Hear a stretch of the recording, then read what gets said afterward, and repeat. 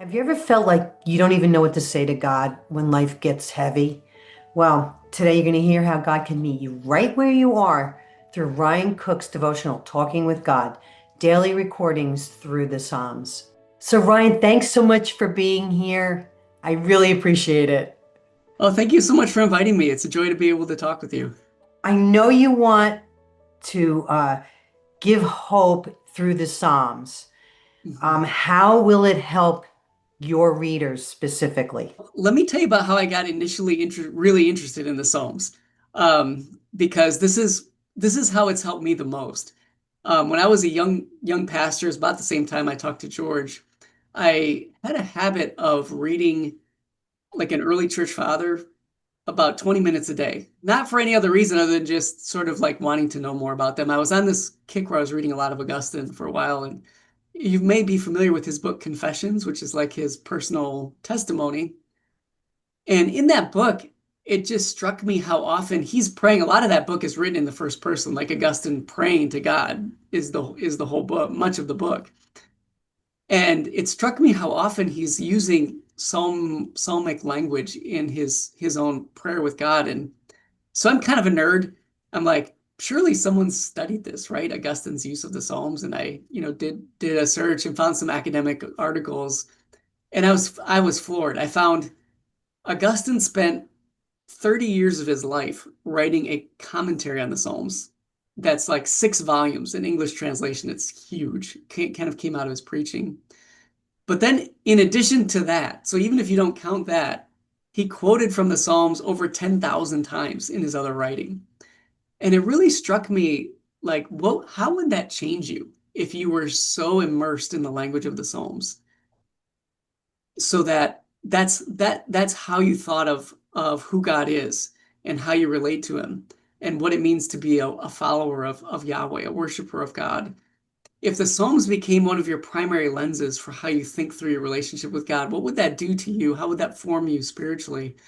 And really, that's what started me down. And then I realized, you know what? That's probably one of the reasons the Lord has given us the Psalms in Scripture is to do just that, is to help us know who He is and how we can relate faithfully to Him. So I would hope for, a listener, for someone who is maybe just starting on their journey of reading and praying through the Psalms, that it would really change their view of God, that they'd see Him in a deeper, more personal way, and it would change their understanding of who they are, so that they would be more shaped in.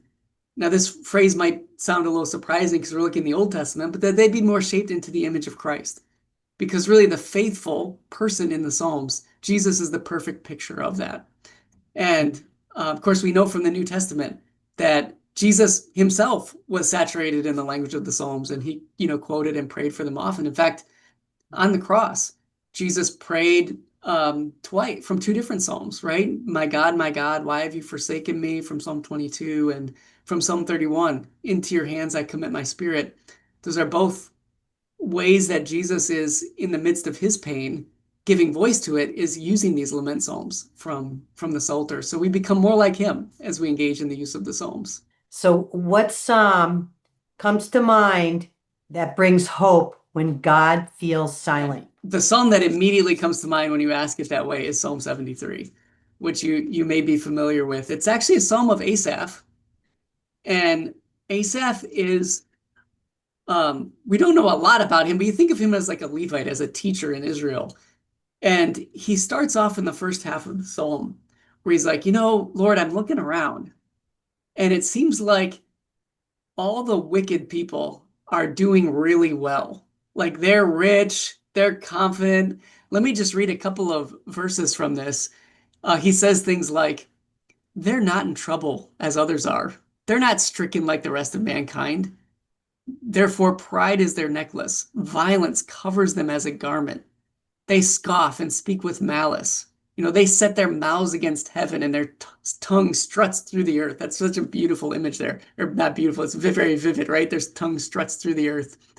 And they say things like, how can God know? In other words, they scoff at God. God doesn't even know what we're doing. He doesn't really care. God won't hold us accountable. And this is giving Asaph really a hard time. It's leading him to really be disillusioned. Like, God, I thought you were just. I thought you would hold people. Why are these the people prospering? I thought the righteous would prosper. And he says things like verse 13, he says, all in vain, I have kept my heart clean, and washed my hands in innocence. All day long, I've been stricken and rebuked every morning. In other words, yeah, I've been working really hard, trying to follow the law, do the right thing, and I'm suffering. And here are these people that are doing everything the law would say they shouldn't do, and yet they seem to really be doing well. And he got to the point where he really almost lost faith. And then in verse 16, he tells about how his perspective was changed. He says, but when I thought how to understand this, it seemed to me a wearisome task until I went into the sanctuary of God, and then I discerned their end.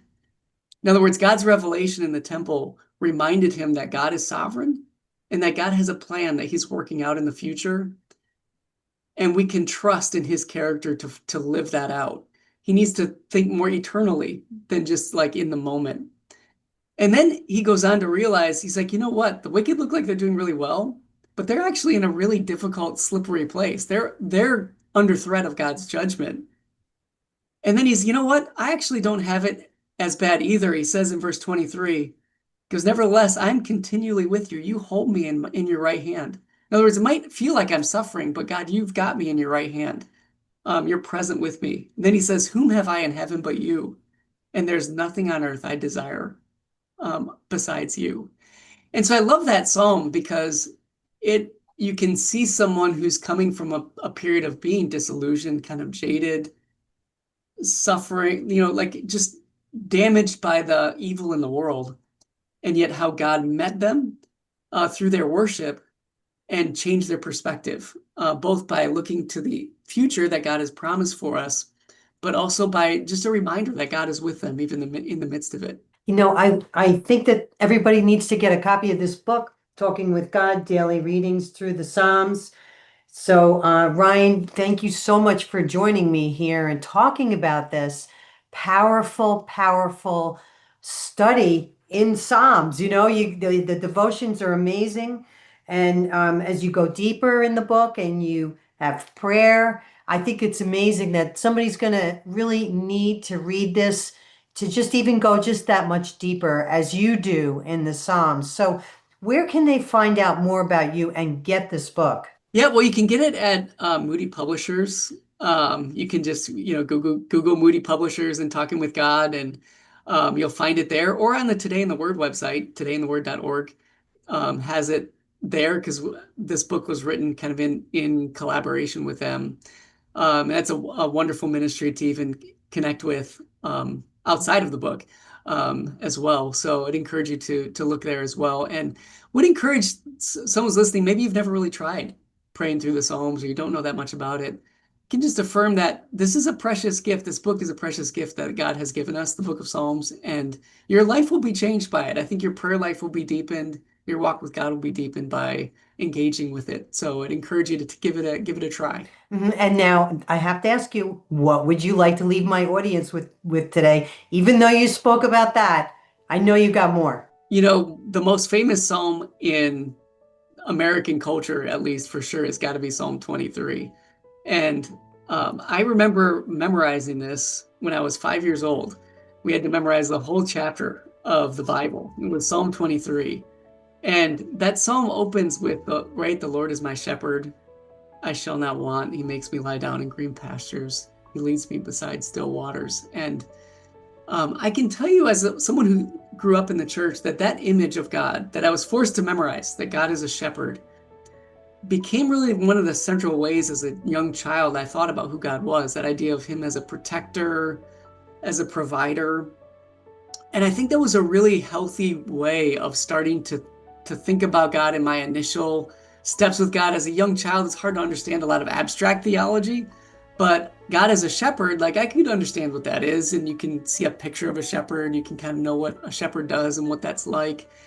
And so that's a psalm that I really appreciate as a young child. But then think about like as life goes on, and you go through a lot of different experiences in life, what it means to call God a shepherd is a truth that has gotten deepened over time.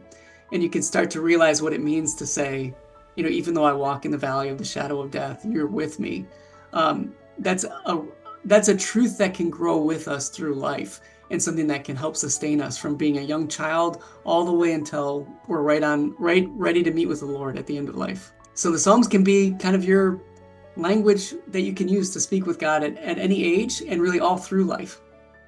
What's one small step someone can take today to make prayer more personal? Well, don't forget to like and subscribe, and to share for more Christ-centered conversations, visit the website thecallwithNancySabato.com. Until next time, all glory and honor to King Jesus.